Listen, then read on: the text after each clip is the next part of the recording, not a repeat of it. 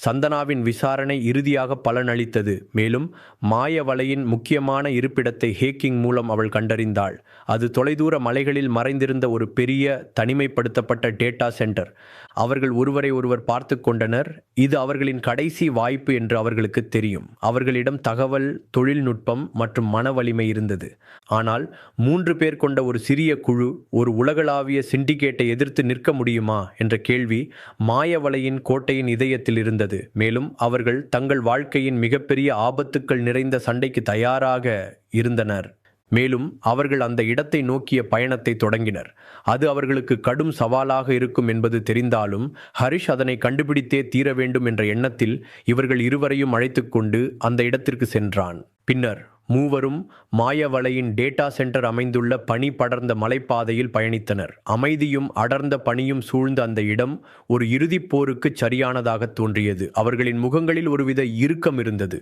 இதுவரைக்கும் நாம தனியாத்தா போராடினோம், ஆனா இந்த தடவை நாம் ஒரு குழுவா இருக்கோம். அதனால இந்த சண்டையில நாம நிச்சயம் ஜெயிக்க முடியும் என ஹரிஷ் நம்பிக்கை ஊட்டினான். ஜீவாவும் சந்தனாவும் அதை கேட்டு புன்னகைத்தனர். ஆனால் ஜீவாவின் அந்த புன்னகைக்கு பின்னால் இருந்த ஒரு மர்மம் ஹரிஷுக்கு தெரியவில்லை. அது ஜீவாவின் மனதின் ஆழத்தில் மறைந்திருந்த ஒரு துரோகத்தின் நிழல். அவர்கள் மலையின் உச்சியில் டேட்டா சென்டரின் வாசலை நெருங்கிய போது அங்கே ஒரு எதிர்பாராத சம்பவம் நடந்தது. திடீரென ஜீவா தன் கையில் இருந்த ஒரு சிறிய மர்மமான கருவியை ஹரிஷின் மீது ஏவினான். ஹரிஷின் அறிவு கவசம் உடனடியாக செயலிழந்தது. அவன் திகைத்து நின்றபோது, ஜீவா, என்ன மன்னிச்சுடு ஹரிஷ், எனக்கு இதை தவிர வேறு வழி தெரியல என கூறினான். ஹரிஷ் கோபத்துடன், ஜீவா, நீ ஏன் இப்படியெல்லாம் பண்ணிட்டு இருக்க? என்னோட நண்பன் ஜீவா கண்டிப்பா இந்த மாதிரி வேலையெல்லாம் செய்ய மாட்டான். உனக்கு என்ன ஆச்சு ஜீவா என்று நம்ப முடியாமல் கேட்டான். அதற்கு ஜீவா, நான் உன்னோட நண்பன் தான், ஆனா நான் ஒரு சாதாரண நண்பன் இல்லை. மாயவலை அமைப்பின் தலைவன் நான் தான் என சொன்னதும் ஹரிஷுக்கு எதுவுமே புரியவில்லை. பூமியை இரண்டாக பிளந்து போனது போல் இருந்தது. அவன் அங்கே நின்று கொண்டிருந்த சந்தனா மற்றும் ஹரிஷை ஒரு சிறிய இருட்டு அறைக்குள் அடைத்து கதவை பூட்டிவிட்டு அங்கிருந்து கிளம்பினான். ஹரிஷ் அதிர்ச்சியிலும் ஏமாற்றத்திலும் ஆழ்ந்து விட்டான். இந்த துரோகத்தை ஜீவா செய்வான் என்று ஹரிஷால் இப்போதும் கூட நம்ப முடியவில்லை. ஜீவா என் நண்பன், அவன் எப்படி எனக்கு இவ்வளவு பெரிய துரோகத்தை பண்ணலாம் என கோபத்துடனும் வருத்தத்துடனும் கேட்டான். அதற்கு சந்தனா, பயப்படாத ஹரிஷ், நான் உன் கூட இருக்கேன். யார் இருந்தாலும் இல்லைனாலும் எப்பவுமே நான் உன் கூட இருப்பேன். அதனால நீ தைரியமாயிரு. நாம 2 பேரும் எப்படியாவது இங்கிருந்து தப்பிச்சிடலாம் என அவனை அணைத்து கொண்டாள். அவள் ஜீவாவின் துரோகத்தால் அதிர்ச்சி அடைந்திருந்தாள். ஆனால் அதனை வெளிக்காட்டி கொள்ளாமல் ஹரிஷிடம், ஹரிஷ், நம்ம எவ்வளோ சீக்கிரம் முடியுமோ அவ்வளவு சீக்கிரம் இங்கிருந்து தப்பிச்சே ஆகணும். ஜீவா கண்டிப்பா இந்த கார்ப்பரேட் குற்றவாளியாக இருக்க மாட்டான். அவன் எப்பவுமே உன்னோட உயிர் நண்பன்தான். அவனை யாரோ தங்களோட கட்டுப்பாட்டுக்குள்ள வச்சிருக்காங்கன்னு எனக்கு தோணுது. ஏன்னா ஜீவாவால் என்னைக்குமே உனக்கு இப்படி ஒரு துரோகத்தை பண்ணவே முடியாது. கண்டிப்பா அவனுடைய சுய நினைவில் இல்லை, அது மட்டும் உறுதியாக சொல்ல முடியும் என சந்தனா உறுதியாக கூறினாள். ஹரிஷ் தனியாக இருட்டில் தனது தோல்வியையும் நண்பனின் துரோகத்தையும் நினைத்து வருத்தத்தில் மூழ்கினான். டேட்டா சென்டருக்குள் ஒரு புதிய அதிகாரம் பிறந்தது. அது ஜீவாவின் அதிகாரம். அவன் புதிய உலகை உருவாக்க புறப்பட்டான். ஹரிஷ் மற்றும் சந்தனா இருட்டில் டேட்டா சென்டரின் ஒரு சிறிய அறையில் அடைக்கப்பட்டனர். அவனது கவசமும் அதிலிருந்து வந்த சக்தியும் முற்றிலும் செயலிழந்திருந்தது. நண்பன் செய்த துரோகமும் நண்பனின் தவறான இலக்கும் அவனது மனதை வாட்டியது. நாம ஏன் நல்லதை மட்டும் பார்க்கிறோம், ஏன் சம்டைம்ஸ் தப்பான விஷயத்தை பார்க்க மறுக்கிறோம் என்று தனக்குள்ளேயே கேள்வி கேட்டுக்கொண்டான். அப்போது அவனது பாக்கெட்டில் ஒரு சிறிய கருவி அதிர்ந்தது. அது ஜீவா ஹரிஷை சிறைபிடிப்பதற்கு முன் சித்தன் ஹரிஷுக்கே தெரியாமல் அவன் சட்டை பையில் போட்டிருந்த ஒரு கருவி. அந்த கருவி ஹரிஷின் கவசத்தை மீண்டும் உயிர்ப்பிக்க உதவியது. ஹரிஷ் திகைத்து போனான். சித்தா, நீங்களா இதை செஞ்சீங்க என்று தனக்குள்ளேயே கேட்டான். சித்தன் ஹரிஷின் மனதிற்குள் நுழைந்து, ஹரிஷ், நான் உன்னை எப்பவுமே கைவிட மாட்டேன். உன் நண்பன் உனக்கு துரோகம் செய்ய போறான்னு உனக்கு முன்னாடியே தெரிஞ்சிருக்கணும். நான் உனக்கு ஒரு புதிய ஆயுதம் கொடுத்திருக்கேன். நீ அது ஆபத்தில் இருக்கும்போது பயன்படுத்திக்கோ என ஒரு ரகசியத்தை கூறினார். ஹரிஷ் நம்பிக்கையுடன் சந்தனாவுடன் சேர்ந்து அந்த அறையிலிருந்து வெளியேறுவதற்கு போராடி கொண்டிருந்தான். ஹரிஷ் மற்றும் சந்தனா பூட்டிய அறையிலிருந்து தப்பித்து விடுவார்களா? உண்மையிலேயே ஜீவா ஹரிஷுக்கு துரோகம் செய்தானா? அப்போது எதிரிலிருந்த அந்த உருவம் ஹரிஷை பார்த்து, நான் உன்னை கொல்ல வரல ஹரிஷ், நான் உன்னை காப்பாற்ற தான் வந்திருக்கேன் என்ற ஒரு பெண்ணின் குரல் கேட்டது. அப்போதுதான் ஹரிஷ் அவள் அக்னியின் ரைட் ஹேண்ட் தாரா என்பதை அறிந்து கொண்டான். அவள், ஹரிஷ், நான் அக்னியோட ரகசியத்தை தெரிஞ்சுக்க வந்த உளவாளி, அவள் பத்தின எல்லா சீக்ரெட்ஸும் எனக்கு நல்லாவே தெரியும் என்று அவளை பற்றிய அனைத்து ரகசியங்களையும் ஹரிஷிடம் கூறினாள். உண்மையை சொல்லணும்னா, நான் ஏசிபி கயல்விழி அனுப்பி வச்ச சீக்ரெட் போலீஸ் ஏஜென்ட். மாயவலை அமைப்பை பற்றின ரகசியங்கள் தெரிஞ்சுக்கிறதுக்காக ரொம்ப நாளாக அக்னி கூட ட்ராவல் பண்ணிட்டு இருந்தேன். அக்னியோட நம்பிக்கைக்குரியவளாகிறதுக்கு நிறைய கஷ்டப்பட வேண்டி இருந்துச்சு என்றாள். எதிர்பாராத விதமா நீங்களும் இதில் இன்வால்வ் ஆனது அக்னியோட உண்மைகளை வெளியில கொண்டு வர்றதுக்கு எனக்கு ரொம்பவே ஹெல்ப்ஃபுல்லாக இருந்துச்சு. இருந்தாலும் அக்னியோட இன்னும் சில ரகசியங்களை பற்றி நான் தெரிஞ்சுக்கிட்டே ஆகணும். அப்பதான் இந்த அமைப்பு பற்றின முழு விவரங்களையும் என்னால் கண்டுபிடிக்க முடியும் என்றாள் தாரா. அதற்கு ஹரிஷ், கண்டிப்பா தாரா, நீங்க ஏசிபி மேடம் அனுப்புன ஆள்னு தெரிஞ்சதுக்கு அப்புறம் நாங்கள் எப்படி உங்களுக்கு ஹெல்ப் பண்ணாமல் இருக்க முடியும்? இதுக்கு மேலேயும் எங்களால் முடிஞ்ச ஹெல்ப் கண்டிப்பா பண்றோம் என்றான். பிறகு மூவரும் ஒன்றிணைந்து அந்த டேட்டா சென்டரில் என்ன நடக்கிறது என்பதை தெரிந்து கொள்ள ஆவலாக இருந்தனர். அப்போது ஹரிஷ், தாரா, சந்தனா, எனக்கு என்னமோ இங்கே நம்ம ரொம்ப ஜாக்கிரதையா இருக்கணும்னு தோணுது.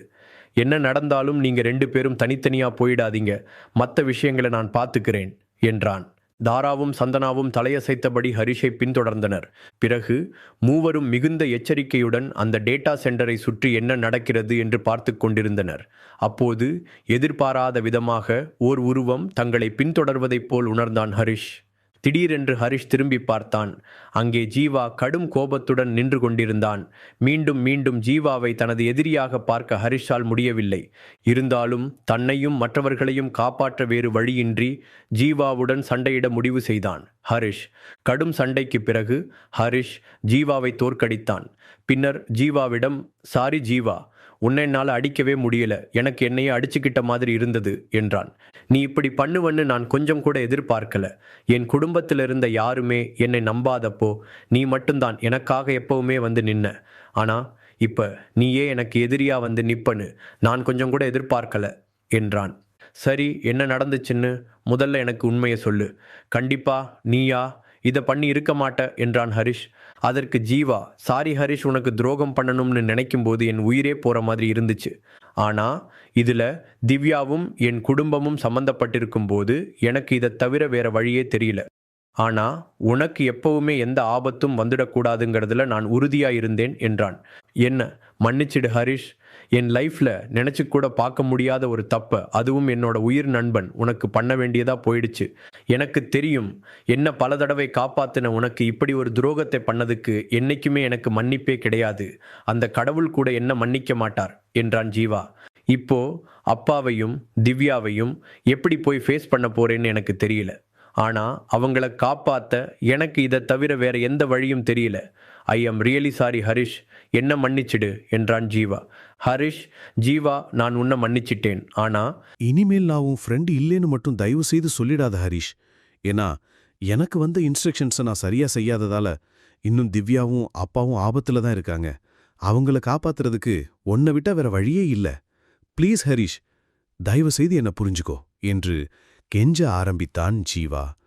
பிறகுதான் ஜீவா எந்த அளவிற்கு சிக்கலில் மாட்டியிருக்கிறான் என்பது அவனுக்கு புரிந்தது. லூசா ஜீவா, நீ இந்த விஷயத்தை என்கிட்ட முதல்லே சொல்லியிருந்தா நான் அவங்கள காப்பாத்திருப்பேன்ல, எதுக்காக இப்படி பண்ண என்று ஹரிஷ் கேட்க, உன்கிட்ட இதை சொன்னா அப்பாவையும் திவ்யாவையும் கொன்னுடுவேன்னு சொல்லி மிரட்டுனாங்க ஹரிஷ், அதனால எனக்கு வேற வழி தெரியல என்றான் ஜீவா. அதுக்காக உன் உயிர் நண்பன்கிட்ட கூட சொல்ல மாட்டியா ஜீவா? சரி, இப்ப அவங்க எங்க இருக்காங்கன்னு சொல்லு, உடனே அவங்கள போய் காப்பாத்தலாம் என்று ஹரிஷ் சொல்ல, இல்ல ஹரிஷ், நீ அங்க வந்தா உன்னோட உயிருக்கு ஆபத்து. அதனாலதான் நான் இந்த இடத்துல உன்னை அடைச்சு வைக்கிற மாதிரியும் உன் கூட சண்டை போடுற மாதிரியும் டிராமா பண்ணேன்.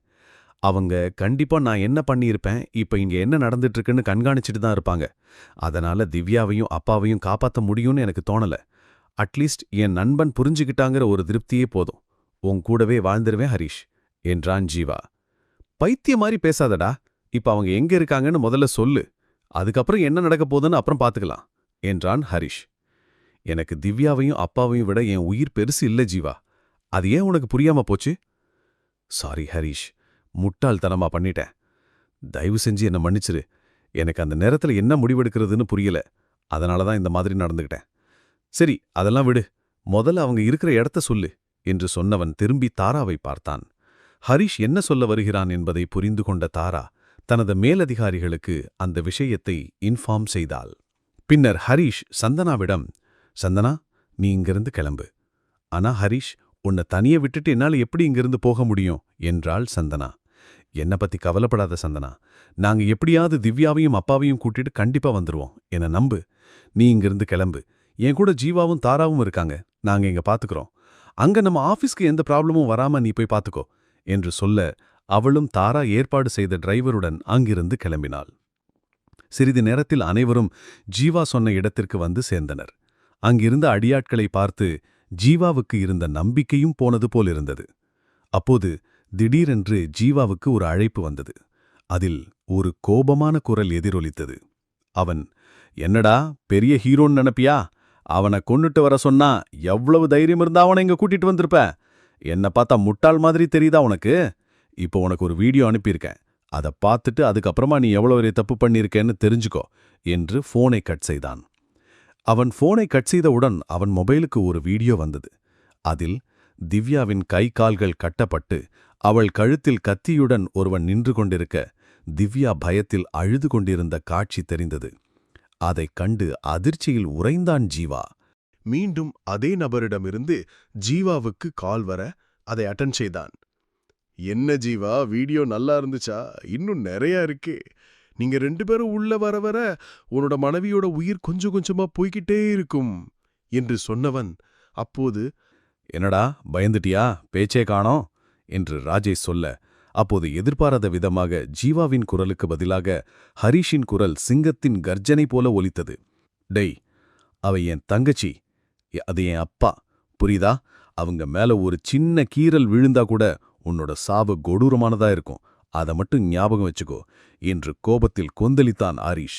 டே ஹரிஷ், முதல்ல என் ஆளுங்களை மீறி நீ உள்ள வா, அதுக்கப்புறம் இவங்களை காப்பாத்துறத பத்தி அப்புறம் யோசிக்கலாம் என்றான் ராஜேஷ்.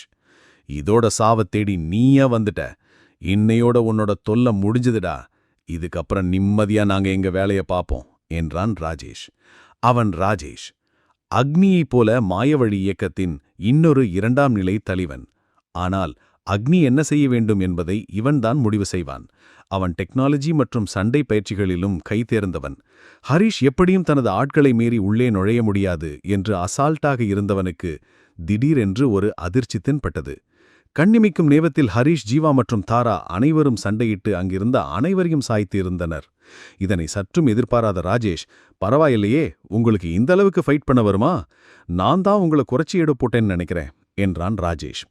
டே, போதும் பேச்சை நிறுத்திட்டு மரியாதையா திவ்யாவையும் அப்பாவையும் விட்டுரு, இல்லைனா இன்னும் கொஞ்ச நேரத்துல உனக்கு சொந்தமா இருக்காது என்றான் ஹரிஷ் கர்ஜனையுடன். பின்னர் ராஜேஷ் அங்கிருந்து தன் கைகளை தட்ட அந்த சத்தத்தில் மேலும் 20 ஆட்கள் அந்த இடத்தை வந்தடைந்தனர்.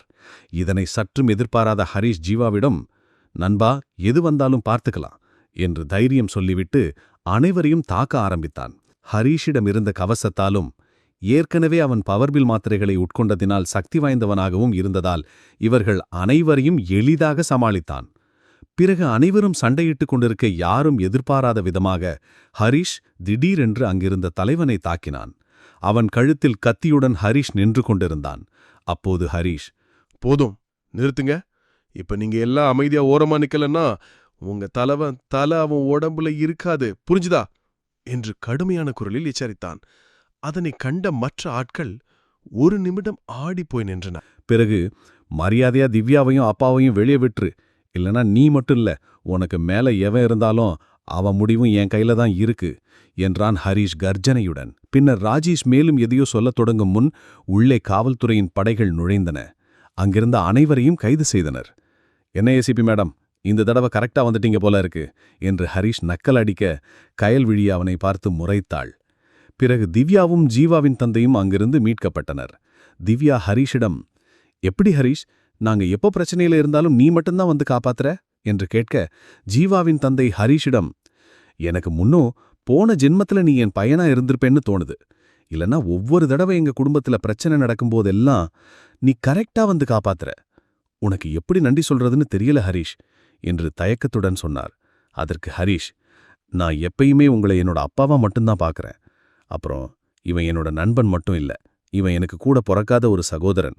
அதனால எனக்கு நன்றி சொல்லி தயவு செய்து என்னை உங்க குடும்பத்திலேருந்து தள்ளி வச்சிடாதீங்கப்பா, ப்ளீஸ் என்று சொல்ல ஜீவாவும் அவரது தந்தையும் ஹரிஷை அணைத்து கொண்டனர். சரி சரி, நம்ம இப்படியே பேசிட்டு இருந்தா இன்னும் வேற யாராவது புதுசா வந்துட போறாங்க.